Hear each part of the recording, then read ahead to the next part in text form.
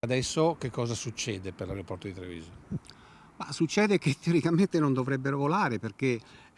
tutte le autorizzazioni che sono state date dai singoli ministeri sono state annullate per effetto della sentenza del Tribunale amministrativo regionale del Veneto uscita il giorno 23. Il TAR dà ragione alle associazioni ambientaliste che da decenni battagliano contro l'aeroporto Canova e dopo la sentenza l'iter per l'ampliamento e il relativo aumento del traffico aereo è tutto da rifare, partendo da un ricorso che permette di continuare i voli seppur in via provvisoria. Perché senza una specifica autorizzazione vuol dire che stanno volando senza le autorizzazioni, quindi una cosa non regolare. Considerazioni da un controllore di volo in pensione, ma soprattutto da un profondo conoscitore dell'aviosuperficie di San Giuseppe.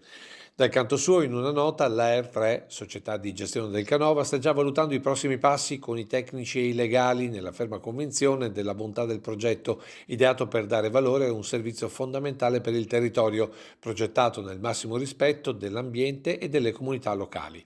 Questo ammettendo che la sentenza comunque sospende la valutazione di impatto ambientale positiva concessa nel 2021 da tutti i ministeri ed enti competenti e interrompe l'iter approvativo del master plan di sviluppo dello scalo trevigiano. Master plan che per il Codacons farebbe acqua da tutte le parti, partendo dall'impatto acustico sui cittadini. Esempio, non veniva rappresentato tutta la zona del terraglio che viene sorvolata continuamente e quindi questo è un fatto gravissimo perché su quel master plan doveva essere specificata questa roba qua, come nel caso che un aereo va fuori pista dovrebbe finire su queste aree, si chiamano resa, dove verrebbe praticamente un po' imbrigliata la corsa e quindi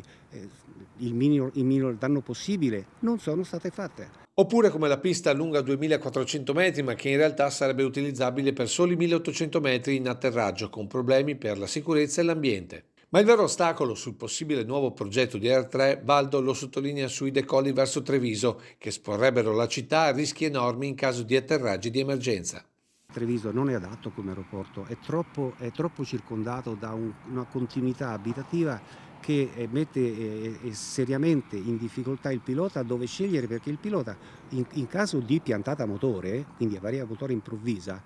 lui deve cercare un'area dove fa meno danno possibile perché qua a Treviso non esistono